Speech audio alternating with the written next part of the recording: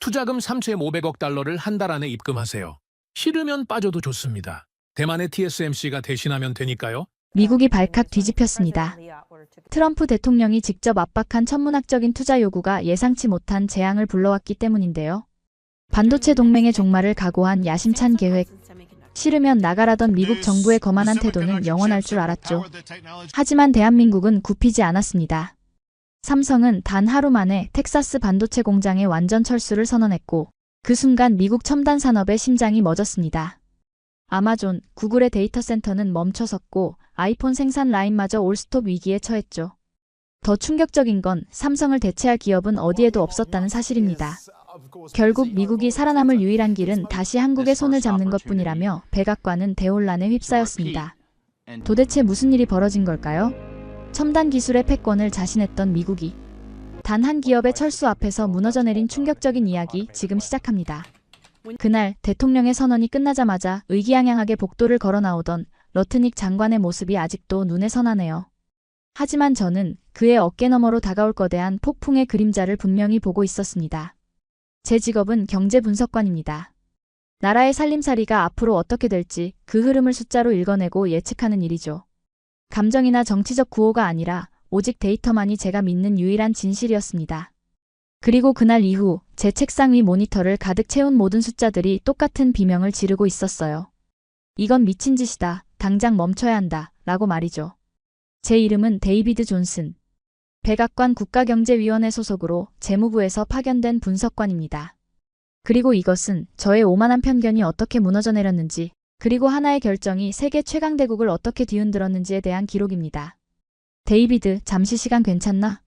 제 사무실 문을 연 건 동료인 마크였어요. 그는 정치학 박사 출신으로 언제나 숫자를 넘어 그 뒤에 숨은 권력의 역학을 보려 하는 친구였죠. 그의 얼굴에는 걱정과 호기심이 뒤섞여 있었습니다. 무슨 일이야, 마크?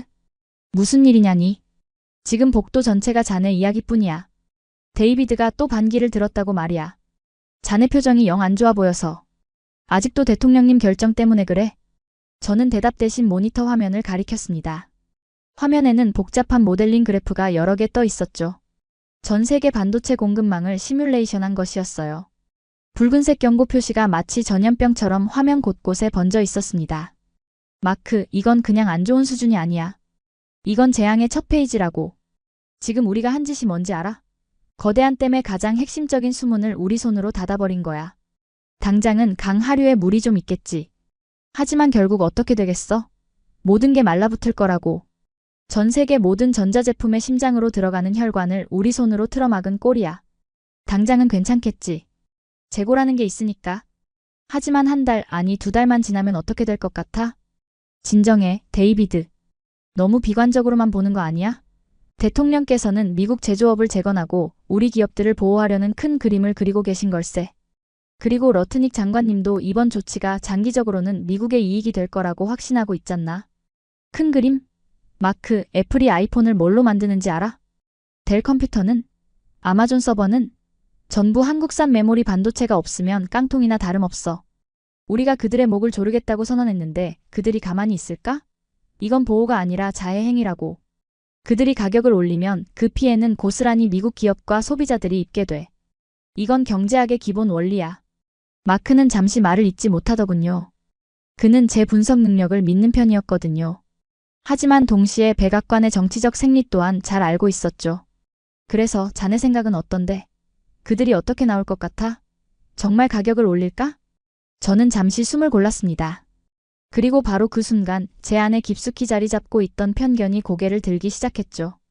예일대 시절 국제관계학을 가르치던 노 교수의 목소리가 귓가에 맴도는 것 같았습니다. 미국의 힘은 군사력에서만 나오는 게 아닐세, 데이비드. 우리의 안보를 필요로 하는 나라가 세상에 존재하는 한 우리의 영향력은 영원할 걸세. 물론 그들도 타격이 크겠지. 우리만큼은 아니겠지만. 그러니 결국엔 협상 테이블로 나올 수밖에 없을 거야. 미국의 공장을 더 짓겠다는 약속을 하거나 다른 분야에서 양보를 하겠지. 생각해봐, 마크. 그들의 안보는 전적으로 우리에게 의존하고 있어. 주한미군이 없으면 그들은 하루도 버티지 못해. 경제가 아무리 중요해도 국가의 생존보다 중요할 순 없지. 결국 그들은 고개를 숙일 거야. 그럴 수밖에 없어. 이건 감정이 아니라 냉정한 현실 인식의 문제일 뿐이야. 제 말에는 한치의 의심도 없었습니다. 그건 지난 수십 년간 워싱턴 정가의 누구도 의심하지 않았던 거의 진리에 가까운 명제였으니까요. 한국은 우리의 중요한 동맹이지만 어디까지나 우리의 보호 아래 있는 주니어 파트너라는 사실 말입니다. 마크는 고개를 끄덕이며 돌아갔고 저는 곧바로 공식 보고서 작성에 착수했습니다. 며칠 밤낮으로 숫자에 파묻혔어요. 관세가 발효될 경우 미국의 주요 테크 기업들이 입게 될 분기별 손실액, 미국 내 소비자 물가 상승률 예측, 그리고 실업률 변화 가능성까지. 저는 이 문제를 단순히 거시 경제 지표로만 보지 않았습니다. 텍사스에 있는 반도체 장비 업체의 납품 지연 가능성부터 캘리포니아의 소프트웨어 개발자들이 겪게 될 서버 부족 문제까지. 위기가 실물 경제의 모세혈관을 어떻게 파고들지 구체적으로 분석했죠. 제 보고서는 온통 붉은색 경고로 가득했습니다. 하지만 보고서의 마지막 문장은 제 편견을 고스란히 담고 있었죠. 상기된 경제적 충격에도 불구하고 대한민국의 지정학적 위치와 대미 안보 의존도를 고려할 때 단기적인 마찰 이후 외교적 타협안을 수용할 가능성이 매우 높음. 그 보고서를 제출하던 순간을 저는 평생 잊지 못할 겁니다. 제 손으로 직접 재앙의 방아쇠를 묵인한 것이나 다름없었으니까요. 그리고 며칠 후 첫 번째 총성이 울렸습니다. 월스트리트에서였죠. 지금 긴급 속보가 들어왔습니다. 삼성전자가 디램과 낸드 플래시 등 주요 메모리 반도체의 가격을 최대 30% 전격 인상한다고 발표했습니다.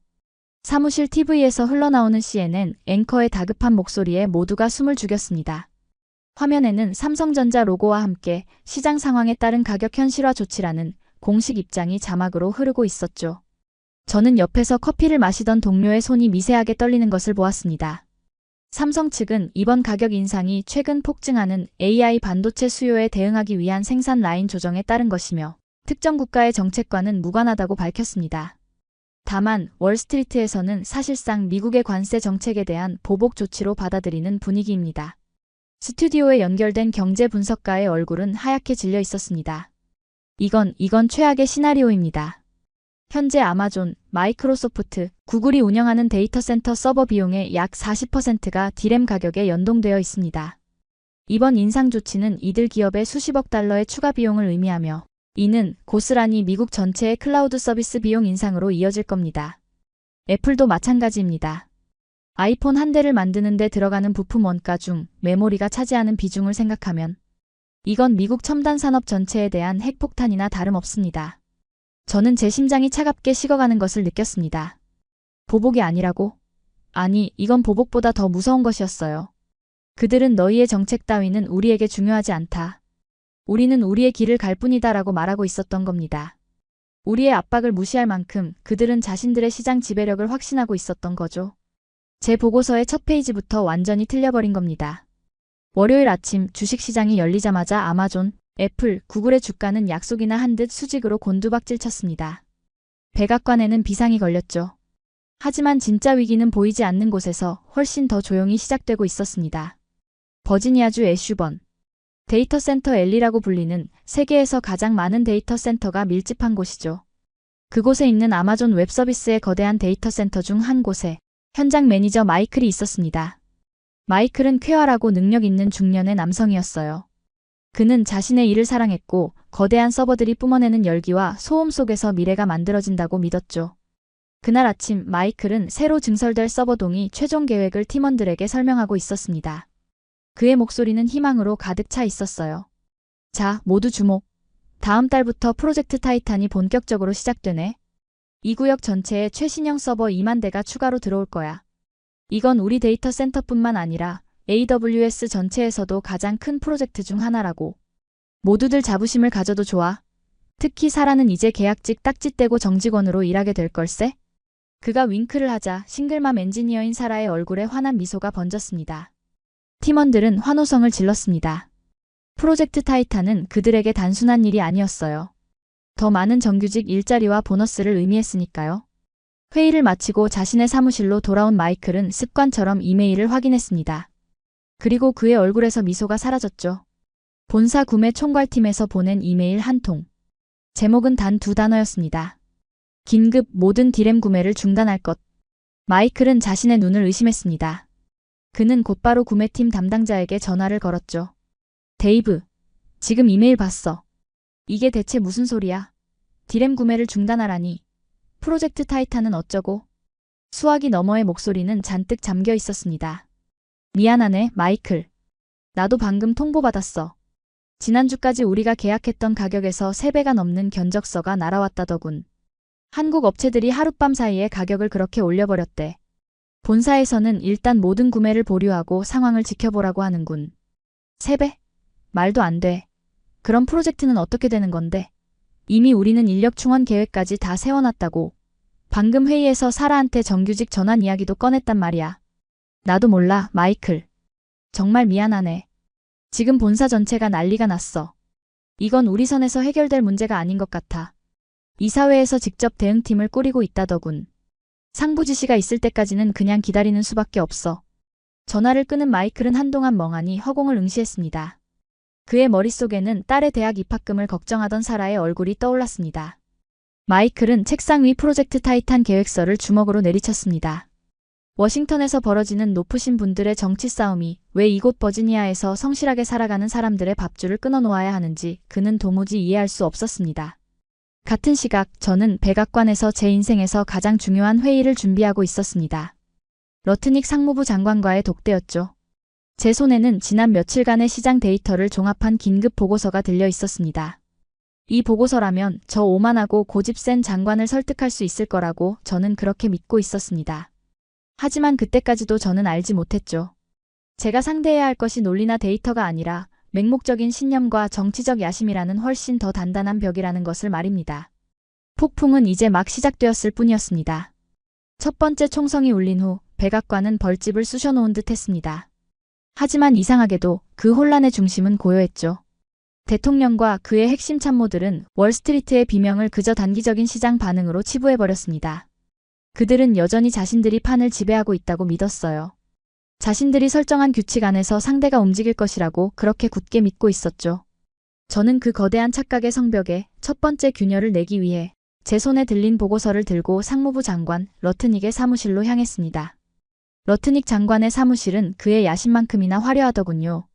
벽에는 역대 대통령들의 사진과 함께 그가 유력 정치인들과 찍은 사진들이 빈틈없이 걸려 있었어요. 그는 저를 소파에 앉게 하고는 자신은 거대한 책상 뒤편에 앉아 턱을 괜 채 저를 내려다보았습니다. 마치 모든 것을 꿰뚫어보고 있다는 듯한 오만한 표정이었죠. 그래, 존슨 분석관. 듣자 하니 밤새 재앙 시나리오라도 써오셨다던데. 어디 한번 들어봅시다. 그의 목소리에는 비꼬는 듯한 기색이 역력했어요. 저는 잠시 숨을 고르고 준비한 보고서의 첫 페이지를 넘겼습니다. 장관님, 이건 시나리오가 아닙니다. 이미 시작된 현실입니다. 지난 48시간 동안 아마존, 마이크로소프트, 구글의 시가총액 합계가 1,500억 달러 증발했습니다. 이건 단순한 시장 충격이 아닙니다. 미국 경제의 엔진이 멈춰서고 있다는 명백한 신호입니다. 엔진이라 거창하군. 그 기업들이 그동안 반도체 덕분에 얼마나 많은 돈을 벌었는지는 계산 안 해봤나? 이제 그 이익의 일부를 미국에 환원할 때도 되지 않았나? 난 이걸 위기가 아니라 정상화 과정이라고 부르고 싶군. 정상화 과정이라고 하셨습니까? 장관님, 이건 그런 문제가 아닙니다. 디램 가격 30% 인상은 시작에 불과합니다. 제 분석에 따르면 한국 기업들은 여기서 그치지 않을 겁니다. 그들은 생산 라인을 수익성이 더 높은 AI 반도체, 즉 HBM 중심으로 빠르게 재편하고 있습니다. 일반 디램 생산량을 의도적으로 줄이고 있다는 뜻입니다. 수요는 폭발하는데 공급이 줄면 어떻게 될지는 장관님께서 더 잘 아실 겁니다. 가격은 천정부지로 치솟을 테고 1년 안에 미국 기업들은 지금보다 2배 혹은 3배의 가격을 주고도 디램을 구하지 못하는 사태가 벌어질 수 있습니다. 저는 보고서에 있는 그래프를 그의 눈앞에 펼쳐 보였습니다.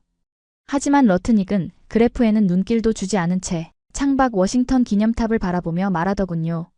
존슨 분석관. 자네는 경제학을 공부했지 정치를 공부한 게 아니야. 이건 경제 논리로 푸는 문제가 아닐세. 이건 힘의 문제야. 그들이 생산 라인을 바꾸든 말든 결국 그들의 공장을 지켜주는 건 우리 항공모함과 전투기야. 그 사실은 변하지 않아. 그들도 그걸 알고 있을 걸세. 그러니 너무 걱정 말게.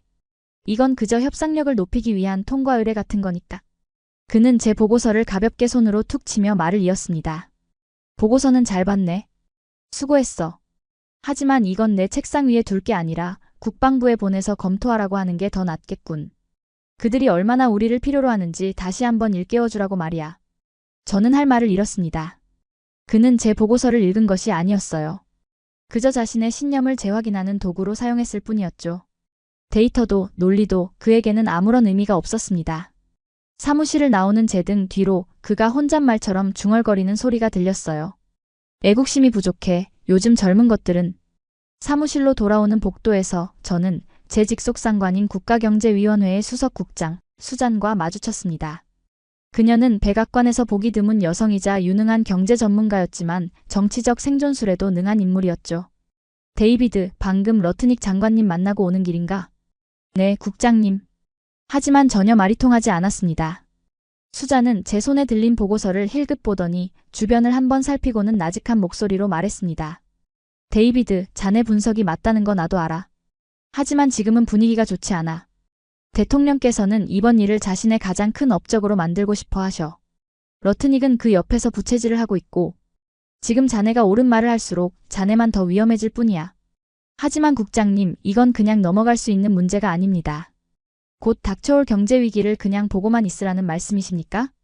내가 뭘 어쩔 수 있겠나? 이건 내가 막을 수 있는 수준의 폭풍이 아니야. 그러니 자네도 당분간은 조용히 있게. 이건 충고야, 데이비드. 괜히 자네 커리어까지 망치지 말게. 수잔은 그렇게 말하며 제 어깨를 가볍게 두드리고는 총총히 사라졌습니다. 저는 깊은 무력감에 빠졌죠. 논리도 데이터도 통하지 않는 곳. 진실을 말하는 것이 오히려 내부 총질로 취급받는 곳.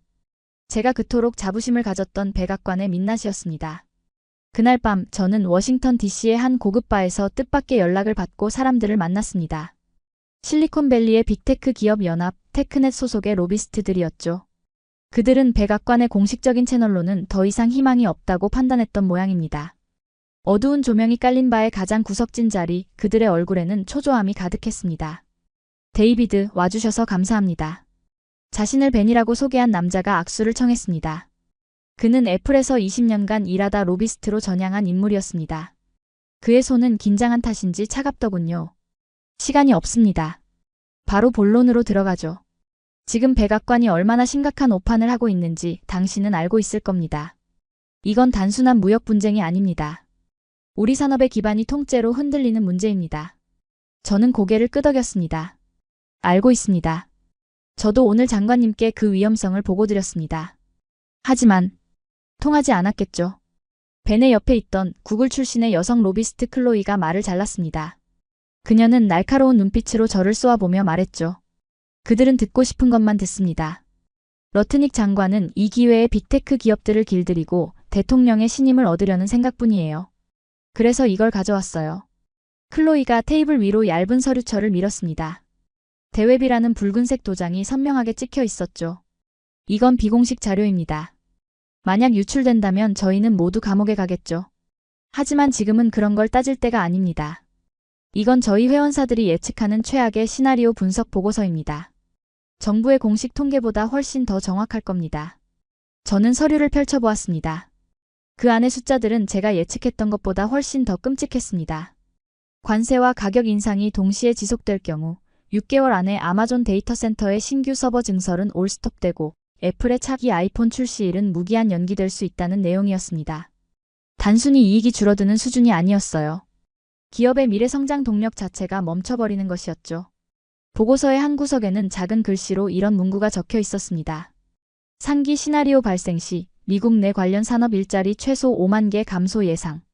이게 정말입니까? 일자리 5만 개가? 클로이가 한숨을 쉬며 말했습니다. 최소치입니다, 데이비드. 협력 업체까지 포함하면 10만 개가 넘을 수도 있어요.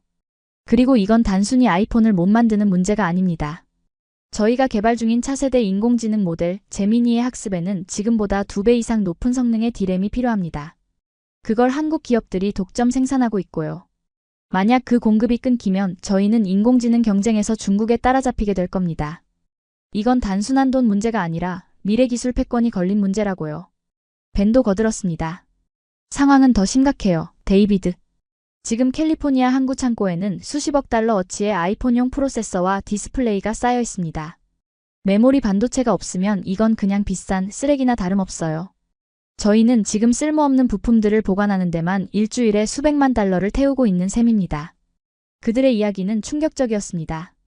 저는 백악관이라는 거대한 성 안에서 제가 보고 있는 세상이 전부라고 착각하고 있었던 겁니다.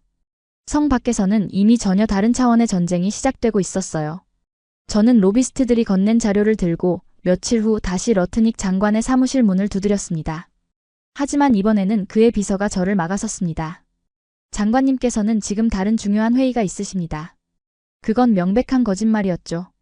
저는 복도에서 그가 다른 관료들과 농담을 주고받는 소리를 똑똑히 들었으니까요. 그는 저를 의도적으로 피하고 있었습니다. 어쩔 수 없이 저는 그의 집무실 앞에 자료를 두고 돌아설 수밖에 없었죠. 그리고 다음날 아침 저는 제가 백악관 내부 정보망의 일부 중요 정보에 접근할 수 없도록 등급이 조정되었다는 사실을 알게 되었습니다. 그는 저를 완전히 따돌리기로 작정한 것이었습니다. 그 무렵 버지니아의 마이클은 인생 최악의 나날을 보내고 있었습니다. 프로젝트 중단 통보를 받은 지 일주일 만에 본사로부터 공식적인 후속 조치 이메일이 도착했습니다.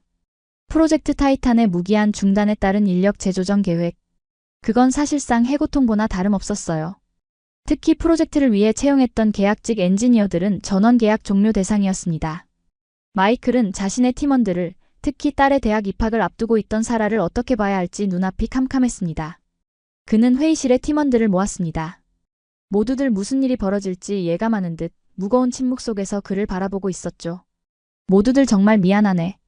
본사에서 프로젝트 타이탄을 공식적으로 중단하기로 결정했네. 그래서 우리 팀의 계약직 직원들은 이번 주 금요일까지만 근무하게 될 것 같아. 마이클은 차마 그들의 얼굴을 볼 수가 없었습니다. 회의실 구석에서 흐느끼는 소리가 들려왔습니다. 사라였습니다. 한 젊은 엔지니어 톰이 참지 못하고 소리쳤습니다. 이게 말이나 됩니까, 매니저님? 우리가 뭘 잘못했는데요? 왜 우리가 잘려야 하는 거죠? 자네들 잘못이 아니야. 이건 내 잘못도 아니고 이건 그냥. 마이클은 말을 잇지 못했습니다. 그는 주먹을 불끈 쥐었죠. 이게 다 워싱턴의 멍청한 정치인들 때문이야. 자기들끼리 싸우면서 왜 우리 같은 평범한 사람들이 피해를 봐야 하는 건데? 그의 분노 섞인 외침은 텅 빈 회의실을 울렸지만 워싱턴에는 닿지 않았습니다. 회의가 끝나고 마이클은 혼자 남아있는 사라에게 다가갔습니다. 사라, 정말 미안하게 됐네. 내가 어떻게든 본사에 다시 이야기해보겠지만. 사라는 눈물을 닦으며 억지로 미소를 지었습니다. 아니에요, 매니저님. 매니저님 잘못이 아닌걸요. 그냥 세상이 원래 이런 거겠죠. 저희 같은 사람들은 그저 위에서 결정하면 따라야 하는 거고요. 딸한테는 뭐라고 말해야 할지 모르겠네요. 그녀의 담담한 말이 마이클의 가슴을 더 아프게 했습니다. 다음 날 마이클은 텅 빈 사무실에서 해고된 직원들의 짐을 정리해야 했습니다. 사라의 책상 위에는 딸과 함께 찍은 활짝 웃는 사진이 놓여 있었죠. 마이클은 사진을 조심스럽게 상자에 담으며 깊은 자괴감을 느꼈습니다. 그때 그의 컴퓨터에 인사팀에서 보낸 자동 이메일이 도착했습니다.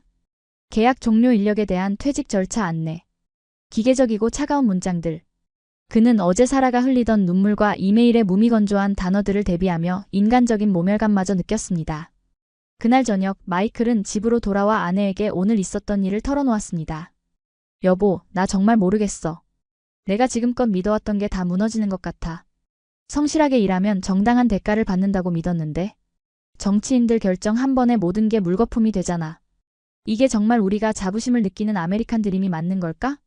아내는 말없이 그의 어깨를 감싸 안았습니다. 백악관에서는 더 큰 규모의 보이지 않는 전쟁이 벌어지고 있었으니까요. 유럽연합의 움직임이 언론에 보도되기 시작했고 대만의 TSMC마저 심상치 않은 움직임을 보였습니다. 익명의 TSMC 내부 관계자가 월스트리트 저널과의 인터뷰에서 이렇게 말했죠. 미국 정부의 현재 정책은 예측 불가능성이 너무 큽니다. 기업 입장에서 가장 두려운 것은 예측 불가능성입니다. 애리조나 공장 투자 계획을 재검토해야 한다는 목소리가 내부에서 커지고 있는 것이 사실입니다. 균열은 점점 더 깊어지고 있었습니다. 배의 바닥에 구멍이 났는데 선장과 항해사들은 서로 자기 말이 맞다며 싸우고만 있는 형국이었죠. 그리고 저는 그 배가 곧 거대한 빙산에 부딪히게 될 것이라는 사실을 깨닫고 있었습니다. 하지만 제 목소리는 누구에게도 닿지 않았습니다. 저는 철저히 혼자였습니다. 백악관에서 저는 유령 같은 존재가 되어버렸습니다. 중요 회의에서는 배제되었고 제게 전달되는 정보는 언제나 한 단계 걸러진 것들이었죠. 러트닉 장관은 저를 단순한 방해꾼이 아니라 반드시 제거해야 할 내부의 적으로 규정한 것 같았습니다. 복도에서 마주치는 동료들은 저와 눈을 마주치지 않으려 애썼고 한때는 제 분석을 경청하던 이들조차 제 주변에서는 입을 닫았습니다. 진실을 말하려 했던 대가는 생각보다 혹독했어요.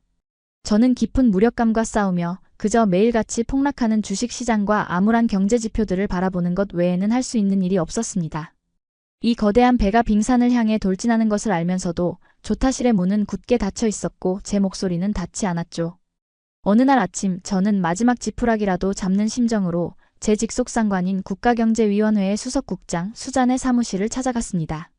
그녀라면 적어도 제 말의 의도를 왜곡해서 듣지는 않을 거라고 믿었기 때문이었죠.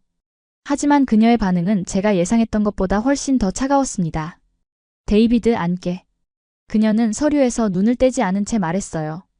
국장님, 드릴 말씀이 있습니다. 지금 이대로 가면. 알아. 수잔은 제 말을 잘랐습니다. 자네가 무슨 말을 할지 알아, 데이비드. 자네 분석이 틀렸다고 생각하는 사람 여기 아무도 없어. 이 건물 안에 있는 경제학 박사 학위 가진 사람들은 전부 자네 말에 동의할 걸세. 하지만 지금 이건 경제 문제가 아니야. 정치 문제지. 정치 문제라고 해서 눈앞의 재앙을 외면할 수는 없지 않습니까? 국민들의 삶이 걸린 문제입니다. 그제야 수잔은 서류에서 눈을 떼고 저를 똑바로 바라보았습니다. 그녀의 눈빛에는 연민과 경고 그리고 약간의 체념이 뒤섞여 있었어요. 데이비드, 충고 하나 하지. 지금 러트닉 장관이 자네 뒷조사를 하고 있어. 자네가 테크넷 로비스트들과 만난 것까지 이미 다 알고 있더군. 그들은 자네를 기업의 이익을 대변하기 위해 국익을 해치려는 내부의 적으로 만들고 싶어 해. 이미 언론에 흘릴 준비까지 하고 있다는 소문도 들리고. 이 상황에서 자네가 목소리를 높일수록 자네는 그들의 프레임에 스스로 걸어 들어가는 꼴이 되는 거야. 자네는 똑똑하지만 정치적으로는 너무 순진해. 여긴 진실이 언제나 승리하는 곳이 아니야. 그럼 어떻게 해야 합니까? 그냥 이 모든 게 무너지는 걸 지켜만 보라는 말씀이십니까? 내가 뭘 어쩔 수 있겠나? 이건 내가 막을 수 있는 수준의 폭풍이 아니야. 대통령의 의지는 확고하고 러트닉은 그 옆에서 부채질을 하고 있어. 내가 여기서 자네 편을 들면 자네와 나는 그냥 같이 묶여서 쫓겨날 뿐이야. 아무것도 바뀌지 않아. 그러니 제발 조용히 있게. 이건 자네를 위해서 하는 말이야. 수잔은 그렇게 말하며 제 어깨를 가볍게 두드리고는 총총히 사라졌습니다. 저는 깊은 무력감에 빠졌죠. 논리도 데이터도 통하지 않는 곳. 진실을 말하는 것이 오히려 내부 총질로 취급받는 곳. 제가 그토록 자부심을 가졌던 백악관의 민낯이었습니다. 며칠 후 저는 마지막 시도를 했습니다. 국가 안보와 직결된 경제 위기라는 점을 강조하여 대통령 비서실장에게만 전달되는 아이즈 올리 등급의 긴급 보고서를 작성했죠. 하지만 그 보고서는 다음날 아침 제 책상 위에 조용히 되돌아와 있었습니다. 봉투 위에는 러트닉 장관의 비서가 쓴 듯한 차가운 필체의 메모가 붙어 있었어요. 장관님 지시, 더 이상 불필요한 보고로 업무에 혼선을 주지 말 것. 저는 그 메모를 한참 동안 바라보다 조용히 구겨서 휴지통에 던져버렸습니다. 그러던 어느 날 오후 제 사무실 컴퓨터로 이상한 이메일 한 통이 도착했습니다. 발신자는 알 수 없는 암호화된 주소였고 제목도 내용도 없었죠. 오직 파일 하나만 첨부되어 있었습니다. 망설이다 파일을 열자 화면에 나타난 것은 워싱턴 DC의 지도와 그 위에 찍힌 붉은 점 하나 그리고 짧은 문장이었습니다. 링컨 기념관, 내일 오후 2시 세 번째 기둥. 심장이 철렁 내려앉는 기분이었습니다. 이건 명백한 비밀 접선 요청이었어요. 러트닉의 감시를 생각하면 위험천만한 일이었지만 이대로 손을 놓고 있을 수만은 없었습니다. 이건 저를 시험하는 마지막 기회일지도 몰랐으니까요. 다음 날 저는 일부러 반차를 내고 백악관을 나섰습니다. 혹시 모를 미행을 피하기 위해 일부러 번화가를 몇 바퀴 돌고 지하철을 여러 번 갈아탔죠. 약속된 시간이 다가오자 제 심장은 세차게 뛰기 시작했습니다. 링컨 기념관의 웅장한 모습이 눈에 들어왔고 저는 관광객들 사이에 섞여 천천히 계단을 올랐습니다. 세 번째 기둥. 그 뒤편에는 낡은 신문 하나가 놓여 있었습니다. 누군가 읽다 버린 것처럼 위장되어 있었죠. 저는 주변을 살피며 자연스럽게 신문을 집어들었습니다. 신문의 특정 광고란에 아주 작은 글씨로 다음 접선 장소와 시간이 적혀 있었습니다. 포토맥 강변의 카페, 더 리버사이드, 저녁 7시. 그날 저녁 저는 약속된 카페의 가장 구석진 자리에 앉아 있었습니다. 어두운 조명과 낮은 음악 소리가 오히려 긴장감을 더해주었죠. 약속 시간이 되자 한 노신사가 제 맞은편에 조용히 앉았습니다. 그는 윌리엄 해밀턴 자문관보다도 더 연배가 있어 보였고 그의 얼굴에 깊게 팬 주름에서는 오랜 세월 워싱턴에서 살아남은 자의 지혜와 경계심이 동시에 느껴졌습니다. 데이비드 존슨 분석관 맞으신가? 네, 맞습니다. 누구신지요? 내 이름은 아서 맥코믹일세. 지금은 은퇴했지만 오랫동안 상공회의소에서 일했지. 자네의 아버지와도 한두 번 만난 적이 있다네. 아서 맥코믹. 저는 그 이름을 들어본 적이 있었습니다. 수십 년간 한미 무역 협상을 이끌었던 전설적인 인물이었죠. 그는 공화당의 원로이기도 했습니다. 만나 뵙게 되어 영광입니다. 맥코믹 씨. 하지만 어째서 저를 이렇게 비밀스럽게 만나자고 하신 겁니까? 아서는 쓴웃음을 지으며 창밖을 바라보았습니다. 지금 백악관이 어떻게 돌아가고 있는지 나도 잘 알고 있네. 진실을 말하는 자는 배신자로 낙인 찍히는 곳이 되어버렸지. 자네가 러트닉에게 어떤 수모를 당했는지도 들었네. 그래서 자네를 부른 걸세. 자네라면 아직 데이터를 믿을 테니까. 그는 잠시 말을 끊고 웨이터를 불러 커피를 2잔 주문했습니다. 그리고는 낮은 목소리로 이야기를 시작했죠. 데이비드, 자네는 지금의 상황을 어떻게 보고 있나? 단순한 무역 분쟁으로 보이나? 처음에는 그렇게 생각했습니다. 하지만 지금은 제가 뭔가 단단히 잘못 생각하고 있었다는 느낌이 듭니다. 그들의 대응 방식은 제가 알던 경제학 교과서에는 나오지 않는 방식입니다. 아서는 고개를 끄덕였습니다. 그렇겠지. 왜냐하면 이건 경제학의 문제가 아니라 역사와 민족성의 문제이기 때문일세. 내가 수십 년간 전 세계와 협상을 해봤지만 한국인들만큼 까다롭고 자존심이 강한 협상가들은 없었어. 특히 일본과 비교하면 그 차이가 명확하지. 그의 말은 의외였습니다. 일본 말입니까? 그래. 80년대에 우리가 일본 반도체를 상대로 전쟁을 벌였을 때를 기억하나? 우리는 그들의 목을 조였고 결국 그들은 플라자 합의에 서명하며 고개를 숙였지. 그리고 물밑에서 조용히 자신들의 이익을 챙겼어. 그게 그들의 방식이야. 하지만 한국은 달라. 그들은 부당한 압박이라고 생각하면 처음에는 어떻게든 버티고 또 버티네. 그러다 그 한계점을 넘어서면 판 자체를 엎어버리지. 자신들이 손해를 보더라도 상대를 더 큰 손해에 빠뜨릴 수만 있다면 말이야. 3,500억 달러를 한 달 안에 입금하라는 식의 요구는 협상이 아니라 모욕이야. 그들은 사업을 포기할지언정 모욕은 견디지 못하는 사람들이지. 그건 수백 년간 거대 강국들 틈바구니에서 살아남기 위해 그들의 유전자에 각인된 생존 방식 같은 걸세.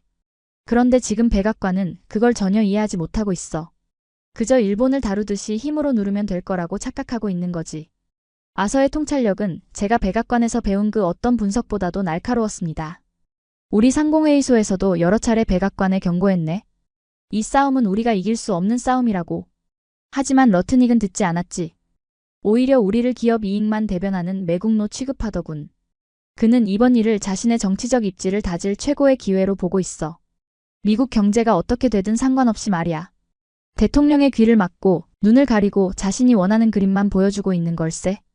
아서의 목소리에는 깊은 분노와 실망감이 섞여 있었습니다. 그는 오랫동안 지켜왔던 공화당의 가치가 무너져 내리는 것을 보고 있는 노신사의 비애를 느끼고 있었죠. 그래서 자네에게 이걸 보여주려고 하네. 아서는 품 안에서 낡은 가죽 서류 봉투를 꺼내 제게 건넸습니다. 봉투는 아무런 표시도 없이 깨끗했어요. 이건 공식 문건이 아닐세. 우리 쪽 정보원들이 한국의 재계 관계자들을 통해 입수한 일종의 비상 시나리오 같은 거지. 정부가 만든 것도 아니야. 기업들이 스스로 살아남기 위해 만든 그들만의 약속 같은 걸세. 저는 떨리는 손으로 봉투를 열었습니다. 그 안에는 팀 코리아, 대미 투자 리스크 공동 대응 시나리오라는 제목의 비공식 정보 메모가 들어있었습니다. 내용은 충격적이었습니다. 특정 조건을 설정하고 미국 정부의 압박이 그 조건을 넘어설 경우 한국의 주요 대기업들이 단계적으로 어떻게 행동할 것인지에 대한 구체적인 계획이 담겨 있었죠. 이건 읽어보게. 1단계는 소극적 저항일세. 바로 지금 상황이지. 가격 인상이나 공급량 조절 같은 것들. 하지만 만약 미국이 자국 내 한국 기업의 자산을 동결하거나 기술자들을 부당하게 구금하는 등 레드라인을 넘어서면 2단계로 돌입하게 되어 있네. 아서가 메모의 한 부분을 손가락으로 가리켰습니다. 2단계, 동시다발적 투자 계획 철회 및 공급망 차단. 삼성이 텍사스 반도체 공장 건설을 중단하면 현대차는 조지아 전기차 공장 건설을 중단하네. 그럼 그 공장에 배터리를 납품하기로 한 LG와 SK는 자연스럽게 테네시와 켄터키 공장 투자를 철회하게 되지. 이건 단순한 반도체 문제가 아니야, 데이비드. 이건 미국의 미래 산업 전체를 겨냥한 정교하게 짜인 연쇄 폭탄 같은 걸세. 이 시나리오가 현실화되면 대통령이 그토록 외치던 미국 내 첨단 산업 공급망 구축 계획은 시작도 하기 전에 물거품이 되는 거야. 더 무서운 건 뭔지 아나? 그들이 공장을 짓기로 한 곳들이 전부 지난 대선의 핵심 경합주들이라는 사실일세. 이건 경제 위기를 넘어 대통령의 재선을 직접 겨냥한 정치적 공격이 될 수 있다는 뜻이야. 아선은 말을 이어갔습니다. 삼성이 철수하면 단순히 텍사스 공장 하나가 문을 닫는 게 아니야. 그 공장에 장비를 납품하는 어플라이드 머티어리얼즈, 랩리서치 같은 우리 미국 기업들은 어떻게 되겠나? 캘리포니아와 오리건에 있는 그 회사 직원 수천 명이 일자리를 잃게 될 걸세.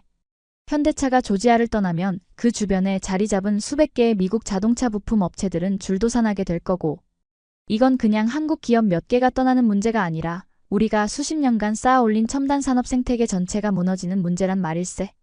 그들은 자신들의 손에 바로 그 방아쇠가 있다는 걸 정확히 알고 있어. 저는 온몸에 소름이 돋는 것을 느꼈습니다. 이것은 단순한 기업들의 대응 계획이 아니었어요.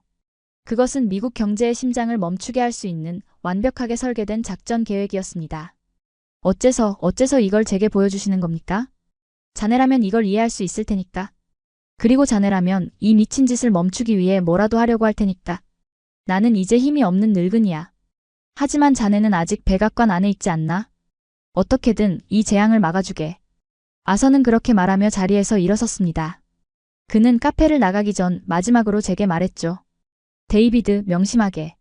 그들은 더 이상 우리가 알던 주니어 파트너가 아닐세. 카페를 나온 저는 한동안 차 안에서 움직일 수가 없었습니다. 아서가 건넨 메모를 손에 쥔 채 저는 거대한 충격에 휩싸여 있었죠. 제가 그동안 믿어왔던 모든 것이 산산조각 나는 기분이었습니다. 안보를 무기로 경제를 통제할 수 있다는 워싱턴의 오랜 공식. 그 공식이 이 얇은 종이 한 장 앞에서 완전히 부정당하고 있었어요. 집으로 돌아오는 길, 라디오에서는 지역 뉴스가 흘러나오고 있었습니다. 버지니아주 실업률에 대한 보도였죠. 저는 무심코 채널을 돌리려다 익숙한 이름에 귀를 기울였습니다. 특히 애슈번 지역 데이터 센터 관련 협력 업체들의 대규모 해고 사태가 지역 경제에 큰 타격을 주고 있습니다. 프로젝트 중단으로 하루아침에 일자리를 잃은 한 엔지니어의 이야기를 들어보겠습니다. 정말 막막합니다. 다음 달에 딸아이 대학 등록금을 내야 하는데 저희 같은 사람들은 그냥 워싱턴에서 벌어지는 일들을 TV로 지켜보는 수밖에 없네요. 익숙한 목소리였습니다. 비록 음성 변조가 되어 있었지만 저는 그 목소리의 주인이 버지니아의 데이터 센터 매니저 마이클의 팀원이었던 사라일 것이라고 직감했습니다. 그녀의 절망적인 목소리가 제 심장을 찔렀습니다. 제가 책상 위에서 숫자로만 보던 실업률 0.1% 상승이 한 가정의 삶을 어떻게 무너뜨리는지 저는 그제야 현실로 깨닫고 있었습니다. 제 오만한 편견과 잘못된 예측이 결국 저 평범한 여성의 눈물 한 방울과 연결되어 있었던 겁니다.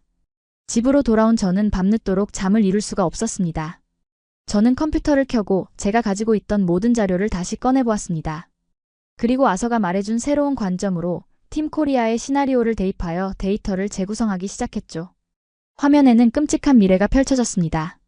저는 미국 지도 위에 한국 기업들의 공장 위치를 하나씩 표시했습니다. 텍사스의 삼성, 조지아의 현대차, 테네시의 LG, 켄터키의 SK. 그 점들은 마치 미국 경제의 대동맥을 따라 이어진 생명줄처럼 보였습니다. 그리고 그 점들이 하나씩 사라질 때마다 미국의 GDP가 얼마나 추락하고 실업률이 얼마나 치솟는지 시뮬레이션했죠. 결과는 처참했습니다. 이건 단순한 경제 위기 수준이 아니었어요.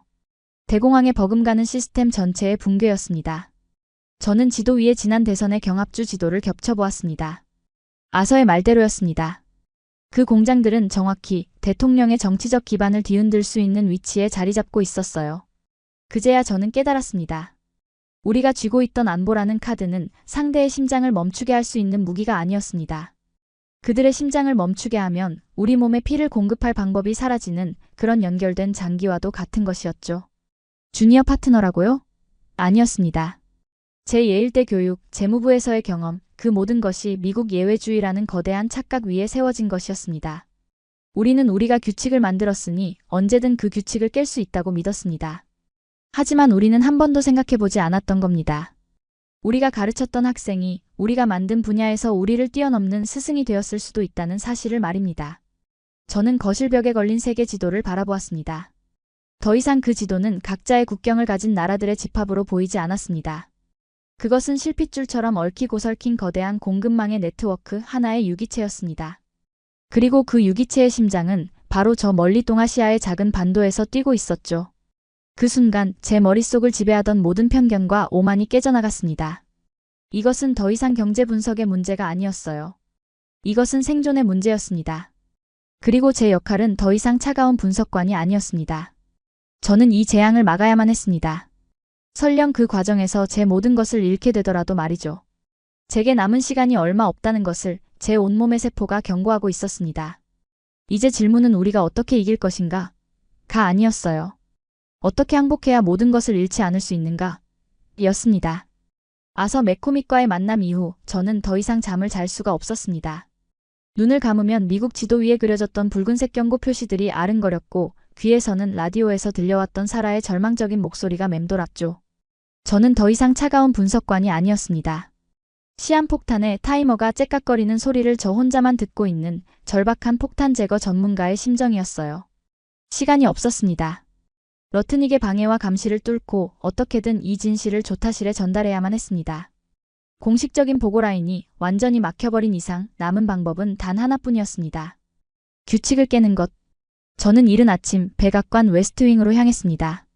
그리고는 대통령 비서실장 프랭크 월시가 집무실로 들어가는 길목에서 그를 기다렸죠. 프랭크는 전형적인 워싱턴의 정치 해결사였습니다. 언제나 스트레스에 시달리면서도 수십 개의 정치적 폭탄을 동시에 돌리는 아슬아슬한 묘기를 부리는 사람이었죠. 그는 저를 보자마자 미간을 찌푸렸습니다. 존슨 분석관, 이 시간에 여긴 어쩐 일인가? 자네는 오늘 아침 회의에 참석 대상이 아닐 텐데. 드릴 말씀이 있습니다, 실장님. 단 5분이면 됩니다. 미국의 미래가 걸린 일입니다. 제 목소리에 담긴 절박함을 느꼈는지 그는 잠시 망설이다 자신의 집무실 문을 열었습니다. 5분일세. 지금 국방부 장관님과의 티타임이 예정되어 있어서 말이야. 저는 그의 사무실로 따라 들어가며 숨을 고를 틈도 없이 말을 쏟아냈습니다. 실장님, 지금 우리가 한국을 상대로 벌이고 있는 이 싸움 당장 멈춰야 합니다. 이건 우리가 이길 수 있는 전쟁이 아닙니다. 프랭크는 책상에 기대서서 팔짱을 끼며 저를 바라보았습니다. 그의 얼굴에는 피곤함이 가득했지만 눈빛만은 날카로웠죠. 또 그 소린가, 데이비드. 자네 보고서는 이미 다 검토했네. 경제적 타격이 있겠지. 하지만 대통령께서는 그 정도는 감수할 가치가 있다고 판단하셨어. 아닙니다. 실장님께서 보신 보고서는 빙산의 일각에 불과합니다. 진짜 위기는 따로 있습니다. 저는 아서에게 받은 팀 코리아 시나리오를 제 머릿속에서 재구성하여 그에게 설명하기 시작했습니다. 삼성이 철수하면 현대차가 어떻게 움직일지, 그리고 그게 LG와 SK의 배터리 공장에 어떤 연쇄 효과를 불러올지. 마지막으로 그 모든 것이 대통령의 정치적 기반인 경합주들을 어떻게 초토화시킬지에 대해서 말이죠. 이건 단순한 경제보복이 아닙니다. 미국 첨단 산업 생태계를 뿌리부터 파괴하고 대통령의 재선을 직접 겨냥한 정교하게 설계된 작전입니다. 그들은 우리가 가장 아파할 곳이 어디인지 정확히 알고 있습니다. 제 설명을 듣는 동안 프랭크의 표정은 점점 굳어갔습니다. 그는 정치공학의 전문가였죠. 경제적 수치보다 경합주가 흔들린다는 말이 그에게는 훨씬 더 위협적으로 들렸을 겁니다. 그는 잠시 아무 말 없이 제 눈을 응시했습니다.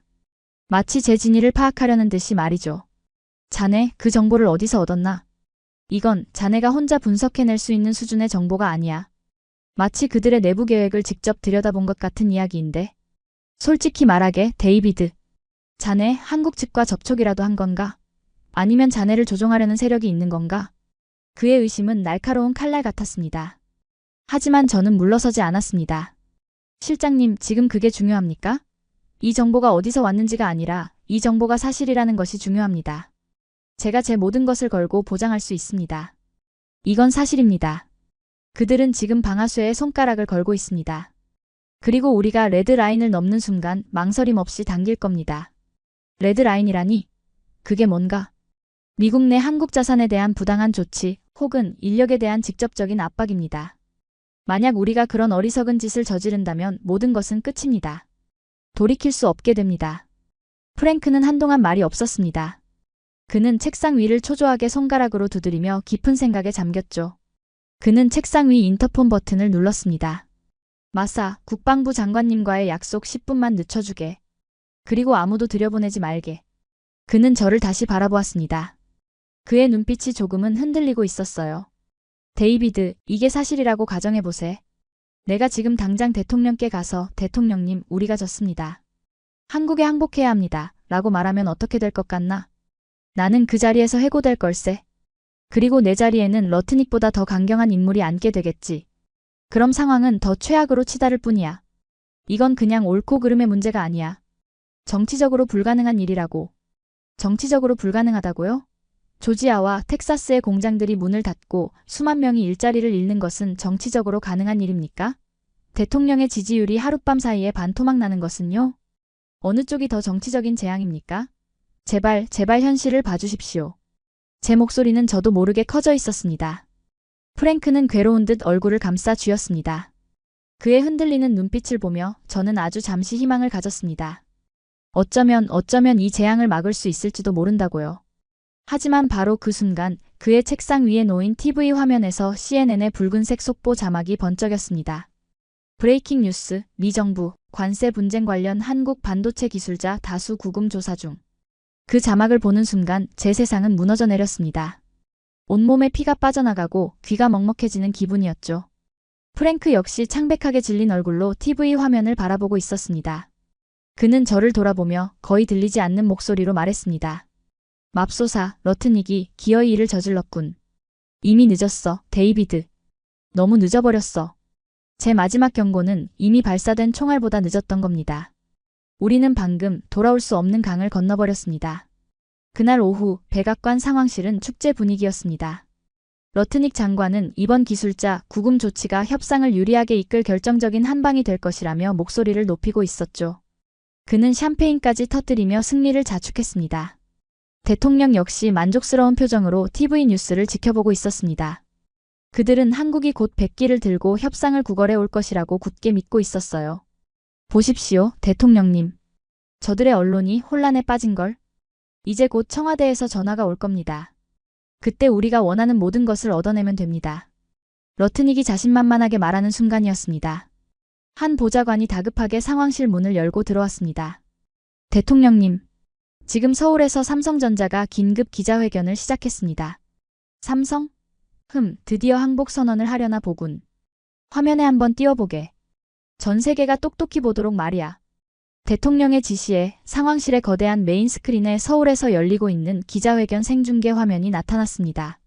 단상에 선 삼성의 임원은 수많은 카메라 플래시 속에서도 조금의 동요도 없이 차분한 표정이었죠. 그의 뒤로는 A 디시전 4아워 퓨처라는 푸른색 배경이 보였습니다. 그는 준비된 원고를 꺼내 들고 먼저 한국어로 그리고 곧이어 유창한 영어로 입을 열었습니다. 저는 제 사무실에서 그저 무력하게 이 모든 광경을 지켜볼 수밖에 없었습니다. 제 심장은 이것이 마지막 기회라고 제발 항복 선언이기를 빌고 또 빌었죠. 존경하는 언론인 여러분, 그리고 저희 삼성전자를 지켜봐 주시는 전 세계의 모든 분들께 저희는 오늘 매우 어렵고 무거운 마음으로 이 자리에 섰습니다. 삼성전자는 지난 수십 년간 자유롭고 공정한 무역 질서 속에서 성장해왔으며 특히 미국과는 깊은 신뢰를 바탕으로 한 파트너십을 이어왔습니다. 텍사스주의 모든 분들이 보여주신 환대와 지지에 지금도 깊이 감사하고 있습니다. 상황실의 분위기는 점점 더 좋아졌습니다. 러트닉은 옆에 있는 보좌관의 어깨를 툭 치며 말했죠. 꺼봐. 보라고. 벌써부터 밑밥을 깔잖나? 그러나 저희는 기업으로서 전 세계 고객과 주주, 그리고 무엇보다 저희 임직원들의 안전과 신뢰를 지켜야 할 최우선의 책무가 있습니다. 그의 목소리는 낮고 단호했습니다. 하지만 최근 미국에서 벌어지고 있는 일련의 사태들은 저희가 더 이상 안정적인 경영 환경을 보장받을 수 없다는 심각한 우려를 낳고 있습니다. 특히 정당한 이유 없이 자사의 임직원들이 구금되는 사태에 이르러서는 더 이상 이를 묵과할 수 없다는 결론에 도달했습니다. 상황실의 공기가 조금씩 바뀌기 시작했습니다. 러트닉의 얼굴에서 미소가 사라졌죠. 대통령도 의아한 표정으로 스크린을 바라보았습니다. 따라서 삼성전자는 불확실하고 적대적인 경영 환경으로부터 주주와 임직원의 가치를 보호하기 위해 다음과 같은 결정을 내렸음을 알려드립니다. 그는 잠시 숨을 골랐습니다. 그 짧은 침묵의 순간이 마치 영원처럼 느껴졌습니다. 금일부로 미국 텍사스주에 건설 중이던 신규 반도체 공장 프로젝트를 전면 중단하고 기존 공장의 완전 철수를 공식적으로 결정했습니다.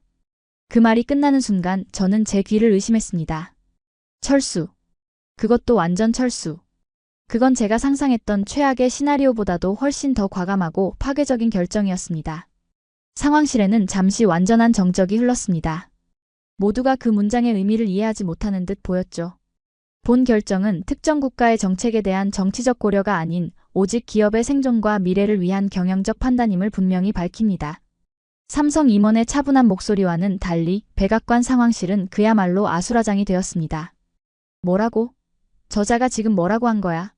철수? 저놈들 미쳤어. 대통령이 벌떡 일어나 소리쳤습니다. 러트닉 장관은 유령이라도 본 듯 하얗게 질린 얼굴로 스크린만 멍하니 바라보고 있었죠. 보좌관들은 비명을 지르며 전화기를 붙들었습니다. 저는 제 사무실에서 이 모든 광경을 마치 먼 나라의 이야기처럼 지켜보고 있었습니다. 아니요, 저는 알고 있었습니다. 이것이 바로 심판의 날이라는 것을.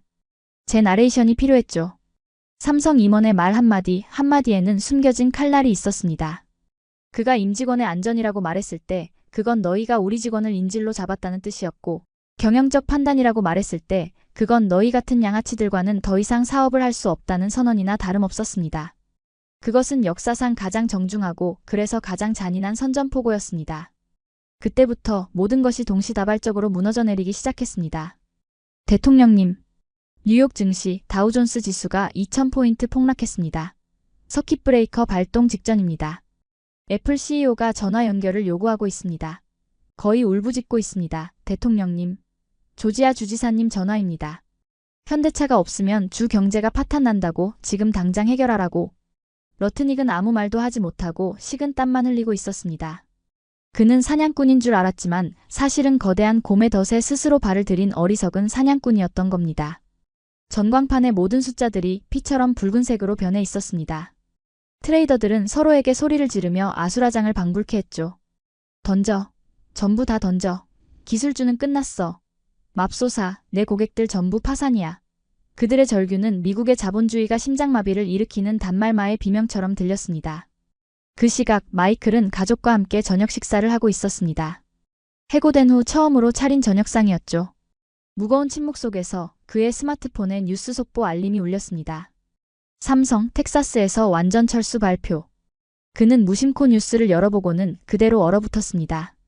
그는 분노도 슬픔도 아닌 기이한 감정에 휩싸였죠. 자신을 짓눌렀던 거대한 힘이 더 거대한 힘 앞에서 무너져 내리는 광경을 목격한 경외감 같은 것이었습니다. 아내가 걱정스러운 표정으로 물었습니다. 여보, 무슨 일이에요? 그는 잠시 아무 말 없이 아내와 딸을 번갈아 보더니 허탈한 웃음을 지으며 말했습니다. 여보, 당신 그거 알아? 나를 해고했던 사람들이 방금 해고당한 것 같아. 그것도 자기들이 딱히 신경도 안 썼던 사람들한테 말이야. 성경에나 나올 법한 이야기지, 안 그래? 그리고 마침내 마지막 확인 사살이 날아들었습니다. 제 컴퓨터 화면에 로이터 통신의 속보가 번쩍였습니다. 속보, 한국 정부, 미국 내 자국 기업 자산 보호 비상조치 검토 발표, 현대자동차, LG, SK 대미 투자 전면 재검토 착수. 그것은 아서가 제게 보여주었던 메모, 팀 코리아 시나리오가 현실이 되었음을 알리는 신호탄이었습니다.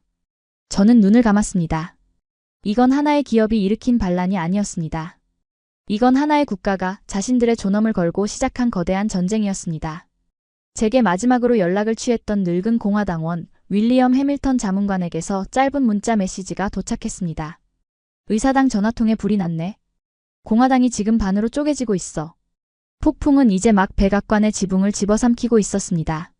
그리고 그 폭풍의 한가운데서 저는 이 모든 것의 시작과 끝을 온몸으로 받아내고 있었습니다. 삼성의 철수 선언이 백악관을 강타한 다음 날 아침 워싱턴 DC에는 기이한 정적이 흘렀습니다. 전날의 비명과 혼란은 거짓말처럼 사라지고 그 자리에는 짙고 무거운 침묵만이 내려앉아 있었죠. 그건 폭풍이 지나간 뒤의 고요함이 아니었습니다. 더 거대한 폭풍이 오기 직전 모든 것이 숨을 죽이고 있는 그런 폭발 전야의 침묵이었어요. 백악관 웨스트윙의 복도는 유령이라도 나올 것처럼 횡했습니다.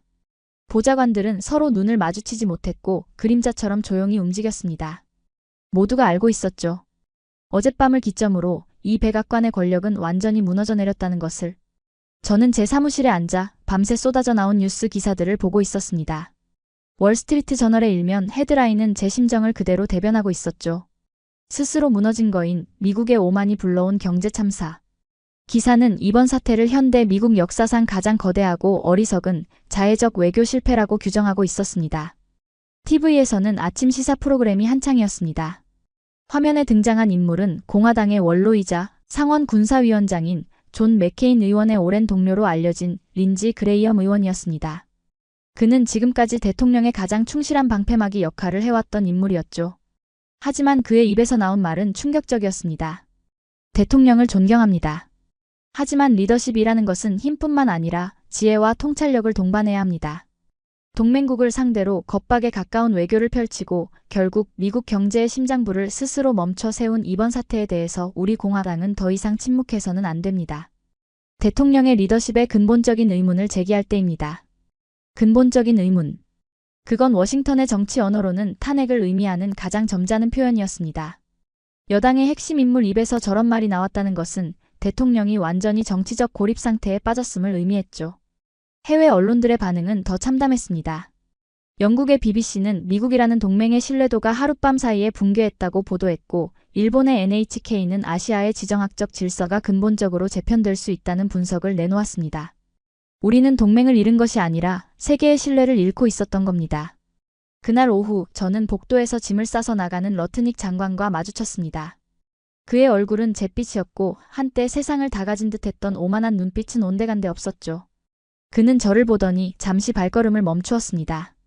그의 입술이 무언가 말을 하려는 듯 달싹였지만 결국 그는 아무 말도 하지 못하고 고개를 떨군 채 제 옆을 스쳐 지나갔습니다. 저는 그의 등 뒤에 대고 아무런 말도 하지 않았습니다. 승자의 조롱도 패자에 대한 연민도 아니었습니다. 그저 이 거대한 비극 앞에서 우리는 모두가 패배자라는 사실을 깨달았기 때문이었죠. 잠시 후 대통령 비서실장인 프랭크 월시가 그의 뒤를 따라 나왔습니다. 그는 저를 보더니 피곤한 기색이 역력한 얼굴로 다가와 말했습니다. 데이비드, 자네 말이 맞았네. 우리가 모든 걸 망쳤어. 이제 와서 그런 말은 소용없겠죠, 실장님. 알아. 하지만 한 가지만 묻지. 이제 우린 어떻게 해야 하나? 방법이 있긴 한 건가?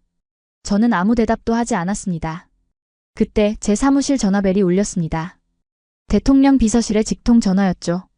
데이비드 존슨 분석관님, 대통령께서 찾으십니다. 지금 바로 오벌 오피스로 와주시기 바랍니다. 저는 수화기를 내려놓고 프랭크를 바라보았습니다. 그의 얼굴에는 놀라움과 함께 아주 희미한 안도감 같은 것이 스쳐 지나갔습니다. 저는 넥타이를 고쳐매고 제 인생에서 가장 무거운 발걸음을 옮기기 시작했습니다. 오벌 오피스로 향하는 그 짧은 복도가 마치 영원처럼 길게 느껴졌죠. 무슨 말을 해야 할까? 어떤 표정을 지어야 할까? 수만 가지 생각이 머릿속을 스쳐 지나갔지만 결국 아무 생각도 할 수 없었습니다. 오벌 오피스의 문이 열렸습니다. 언제나 수많은 참모와 기자들로 북적이던 그곳은 텅 비어 있었습니다. 오직 대통령만이 결단의 책상 뒤에 홀로 앉아 창밖을 바라보고 있었죠. 그는 제가 들어온 것을 알면서도 한동안 아무 말 없이 창밖만 응시했습니다. 그의 뒷모습은 제가 알던 자신감 넘치고 위압적이던 대통령의 모습이 아니었어요. 그저 모든 것을 잃어버린 지치고 늙은 남자의 뒷모습일 뿐이었습니다. 한참의 침묵 끝에 그가 천천히 의자를 돌려 저를 바라보았습니다. 그들이 나를 배신했네, 존슨. 그의 목소리는 힘없이 갈라져 있었습니다. 우리가 그들을 지켜주었는데? 지난 70년간 우리가 없었다면 그들은 존재하지도 못했을 나라인데? 그들이 감히 내 등에 칼을 꽂았어. 저는 잠시 침묵을 지켰습니다. 지금 그에게 필요한 것은 변명이나 위로가 아니었죠. 그는 차가운 진실을 마주해야만 했습니다. 대통령님, 존경을 담아 말씀드립니다. 이건 배신이 아닙니다. 이건 레버리지, 즉 지렛대의 문제입니다. 그리고 역사상 처음으로 그들이 우리보다 더 강력한 지렛대를 갖게 된 것뿐입니다. 지렛대라고? 네. 우리는 안보라는 지렛대를 가지고 그들을 움직일 수 있다고 믿었습니다. 하지만 그들은 첨단 기술 공급망이라는 우리 경제의 심장을 멈추게 할 수 있는 더 강력한 지렛대를 가지고 있었습니다. 우리는 그 사실을 몰랐거나 혹은 애써 외면했을 뿐입니다. 대통령은 아무 말도 하지 않았습니다. 그저 저를 멍하니 바라볼 뿐이었죠. 그의 눈빛은 더 이상 분노가 아닌 깊은 혼란에 빠져 있었습니다. 이제 어떻게 해야 하나, 존슨? 드디어 그가 물었습니다. 저는 제 가방에서 얇은 서류철 하나를 꺼내 그의 책상 위에 올려놓았습니다. 그건 지난 이틀간 제가 밤을 새워 작성한 새로운 보고서였습니다. 우리는 더 이상 위협이나 압박으로 그들의 공장을 되돌릴 수 없습니다. 그들이 원하는 것은 돈이나 정치적 양보가 아니기 때문입니다. 그들은 존중과 신뢰를 원합니다. 파트너로서의 대우를 원하고 있습니다. 저는 보고서의 첫 페이지를 넘겼습니다. 우선 지금 당장 한국산 반도체에 대한 모든 관세 계획을 공식적으로 철회해야 합니다. 그리고 기술자 구금 사태에 대해 공식적인 유감을 표명하고 국무부 장관이 직접 나서서 재발 방지를 약속해야 합니다. 마지막으로 그들에게 새로운 한미 경제 안보 대화를 제안해야 합니다.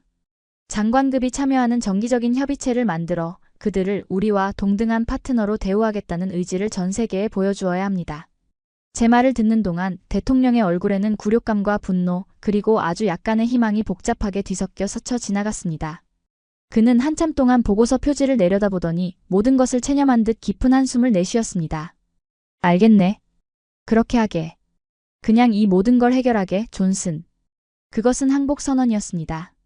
세계 최강대국의 대통령이 보이지 않는 경제의 힘 앞에서 마침내 무릎을 꿇는 순간이었죠. 그 후 몇 달 동안 워싱턴에는 많은 변화가 있었습니다. 저의 제안대로 백악관은 관세 계획을 전면 철회했고 국무부 장관은 공식적으로 유감을 표명했습니다. 한미 양국은 새로운 경제 안보 대화 채널을 구축하기로 합의했죠. 월스트리트 저널의 헤드라인은 워싱턴의 굴욕적인 유턴이라고 표현했지만 시장은 정직했습니다. 폭락했던 주가는 빠르게 안정을 되찾았고 얼어붙었던 투자 심리도 조금씩 풀리기 시작했습니다. 어느 날 아침 저는 신문 일면에서 익숙한 로고를 발견했습니다. 삼성전자가 텍사스주와 공장 건설 재개를 위한 협상을 시작했다는 기사였죠. 그들은 철회라는 단어 대신 재검토라는 신중한 표현을 사용하고 있었습니다. 현대차와 LG, SK 역시 대미 투자 계획을 긍정적으로 재검토하고 있다는 소식이 이어졌습니다. 그들은 결코 서두르지 않았습니다. 시간을 가지고 천천히 자신들의 가치를 협상 테이블 위에서 증명해 보이고 있었죠. 그리고 버지니아의 마이클에게도 변화가 찾아왔습니다. 데이터 센터 증설 프로젝트가 공식적으로 재개된 것입니다. 그는 가장 먼저 사라를 포함한 해고되었던 계약직 엔지니어들에게 복직을 제안했습니다. 다시 모인 회의실, 마이클은 예전처럼 활기찬 목소리로 말했습니다. 여러분, 다시 돌아와줘서 정말 고맙습니다. 프로젝트 타이탄, 이제 진짜로 시작입니다. 팀원들은 서로를 얼싸안으며 기뻐했습니다. 회의가 끝나고 사라가 마이클에게 다가와 말했죠. 정말 감사합니다, 매니저님. 덕분에 딸아이 등록금을 낼 수 있게 됐어요. 마이클은 미소를 지으며 고개를 저었습니다. 나한테 고마워할 것 없네, 사라. 우리는 모두 워싱턴의 미친 정치인들과 서울의 더 대단한 사업가들 덕분에 롤러코스터를 한번 탔다고 생각하자고. 그들이 세상을 거의 부술 뻔했다가 또 어떻게든 다시 붙여놓은 것 같으니 말이야. 저는 이제 더 이상 백악관의 유령이 아니었습니다. 새로 임명된 상무부 장관은 중요한 경제 현안이 있을 때마다 제 의견을 구했고 대통령 비서실장은 저를 백악관의 숨은 공신이라고 불렀죠. 하지만 저는 제가 영웅이라고 생각하지 않았습니다. 저는 그저 거대한 파도에 휩쓸리지 않기 위해 필사적으로 발버둥 쳤을 뿐이니까요. 어느 맑은 가을날 저는 제 사무실 창가에 서서 저 멀리 보이는 워싱턴 기념탑을 바라보고 있었습니다. 지난 몇 달간의 일들이 꿈처럼 스쳐 지나갔습니다. 우리는 권력이 거대한 군함과 전투기에서 나온다고 믿었습니다. 우리가 가진 힘으로 세상을 통제할 수 있다고 생각했죠. 하지만 진짜 권력은 그 전투기를 날게 하는 작은 반도체 칩을 누가 쥐고 있는가에 있었습니다. 우리는 가장 중요한 사실을 잊고 있었던 겁니다. 이 세상은 더 이상 하나의 지배자와 여러 명의 추종자로 이루어져 있지 않다는 것을, 서로가 서로의 혈관을 쥐고 있는 거대한 유기체라는 사실을 말입니다. 우리는 한국과 그냥 동맹이 되면 되는 것이 아니었습니다. 그들의 동맹이 될 자격이 있는 나라가 되어야 했습니다. 그것이 제가 이 모든 혼돈의 중심에서 배운 유일하고도 가장 값비싼 교훈이었습니다. 지금까지 미국의 오만한 요구에 맞서 단 한 번의 결단으로 백악관을 뒤흔든 대한민국의 이야기 어떠셨나요? 힘으로 모든 것을 해결할 수 있다고 믿었던 세계 최강대국. 하지만 그들이 마주한 것은 총이나 칼이 아닌 누구도 대체할 수 없는 기술이라는 보이지 않는 힘이었습니다. 진정한 국력은 군사력이 아니라 상대가 우리 없이는 살아남을 수 없게 만드는 압도적인 실력에서 나온다는 것을 보여준 사례였죠. 여러분은 미국의 가장 큰 실수가 무엇이었다고 생각하시나요? 그리고 오늘날 대한민국이 가진 진정한 힘은 어디에 있다고 보십니까? 여러분의 생각을 댓글로 남겨주시면 더 깊은 이야기를 함께 나눠보고 싶습니다. 이 영상을 통해 대한민국의 저력을 널리 알리고 싶으시다면 공유 버튼을 꼭 눌러주세요. 오늘 영상이 재밌으셨다면 구독과 좋아요 한 번씩 부탁드리고 저는 다음에 더 놀라운 이야기로 찾아오겠습니다. 지금까지 감동띵동이었습니다.